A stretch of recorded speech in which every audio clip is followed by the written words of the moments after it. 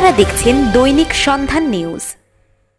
শহীদ দিবস গড়বেতার ছোট আঙারিয়া এলাকায় একদিকে তৃণমূল কংগ্রেস, অন্যদিকে বিজেপি নেতৃত্বের জনসভা গড়বেতা বিধানসভা কেন্দ্রে।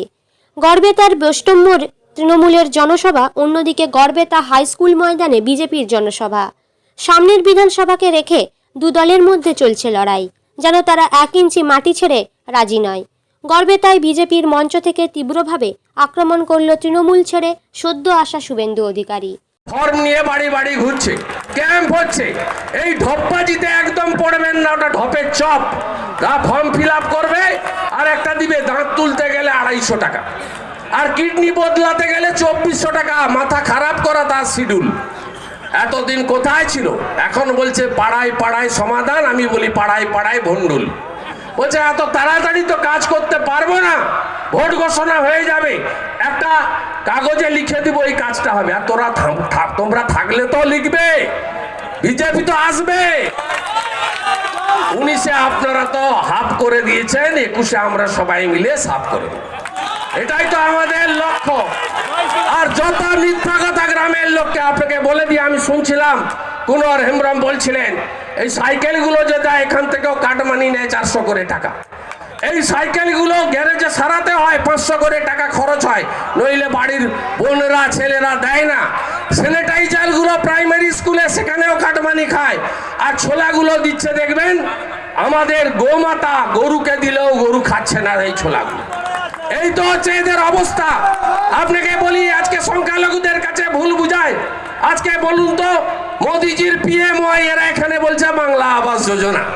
আজকে পিএমওয়াই সবাই পাননি। আয়ুষ্মান ভারত গোটা ভারতের মানুষ পাচ্ছে না বাংলা ছাড়া। কৃষক সম্মান নিধি যোজনা পশ্চিমবাংলার 73 লক্ষ কৃষককে বঞ্চিত করেছে। আজকে গোটা ভারতবর্ষের লোকেরা পাচ্ছে।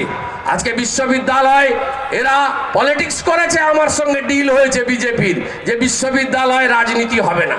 আমার সঙ্গে ডিল হয়েছে বিজেপির, বাংলার গর্ব বলবো নেতাজি সুভাষচন্দ্র বসুকে, পণ্ডিত রঘুনাথ মুর্মুকে, বাংলার গর্ব বলবো পঞ্চানন বর্মাকে, বাংলার গর্ব বলবো কবি ভক্ত ভানু দাসকে, বাংলার গর্ব বলবো বিদ্যাসাগরকে, বাংলার গর্ব বলবো স্বামী বিবেকানন্দকে। আজকে বাংলার কৃষ্টি দেখেন, প্রধানমন্ত্রীকে বলছে তুই কে রে, নাড্ডাজিকে বলছে হাড্ডা নাড্ডা চাড্ডা গাড্ডা। এই সংস্কৃতির বিরুদ্ধে লড়তে হবে। এই সংস্কৃতির বিরুদ্ধে আমাদের সর্বাত্মক লড়াই লড়তে হবে।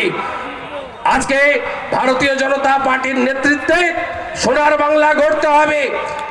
আমাকে বলছে ওই তোলাবাজ ভাইপো, আপনারা জানেন কয়লা চোর, বালি চোর, পাথর খাদানের টাকা নেয়, সাইকেলের কমিশন খায়, এমনকি ডাক্তারদের গায়ে কোভিডের সময় রেনকোট পরিয়েছিল। সবচেয়ে বেশি কোভিডে ডাক্তার মারা গেছে পশ্চিমবঙ্গে। আজকে বড় বড় কথা ডায়মন্ড হারবারে বলছে শুভেন্দু যদি বাপের বেটা হতো, আঞ্চলিক দল করতো, তোমার সুবিধা হতো না, 2-5% ভোট কাটলে তোমার তো সুবিধা হতো। ও টুপিটা আমি পরিনি, কারণ আমি মারা যাওয়ার পরে বা আমার শারীরিক অক্ষমতা এলে আমার পার্টির মালিকটা হতো আমার ভাইপো। আমি তো বিয়ে থা করিনি, আমার ভাইপো মালিক হতো। জানো তো, তুমি এখন মালিক হয়ে গেছো। তৃণমূল কংগ্রেস এখন পার্টি নাই, কোম্পানি হয়ে গেছে। তাই পৃথিবীর সর্ববৃহৎ পার্টি ভারতীয় জনতা পার্টিতে আমি যোগ দিয়েছি, এবং তারা তাদের রাষ্ট্রীয় নেতা অমিত শাহ আমাকে আলিঙ্গন করে নিয়েছেন। আমি স্লোগান তুলেছি, এর আগে স্লোগান তুলেছিলেন আপনারা 2001-এর আগে, যে গ্রাম থেকে কলকাতা পথ দেখাবে গড়বেতা, গড়বেতার মাটি থেকে আওয়াজ তুলুন, গ্রামের রাজ, জেলার রাজ, ওই দক্ষিণ কলকাতার হরিশ মুখার্জি স্ট্রিট, হরিশ চ্যাটার্জি স্ট্রিট, 40টা দপ্তরের 30টা ওদের হাতে, 17টা মন্ত্রী ওদের হাতে, 22টা এমপির 11টা ওদের হাতে। হবে না, হবে না, হবে না। লাল মাটির দিলীপ ঘোষ আর বালু মাটির শুভেন্দু অধিকারী হাত ধরেছে। জিতবে বিজেপি, জিতবে বিজেপি। भारत माता की, जोर से बोलून भारत माता की, अरे जोरे भारत माता की। जय श्री राम, जय श्री राम, जय श्री राम। कृष्ण कृष्ण हरे हरे, কৃষ্ণ কৃষ্ণ হরে হরে, কৃষ্ণ কৃষ্ণ হরে হরে। আমরা জিতব, আমরা জিতব, পদ্ম ফুল ফুটবে। জয় হিন্দ, বন্দে মাতরম। পশ্চিম মেদিনীপুর থেকে সায়ন্তিকা সাউ রিপোর্ট, দৈনিক সন্ধান নিউজ।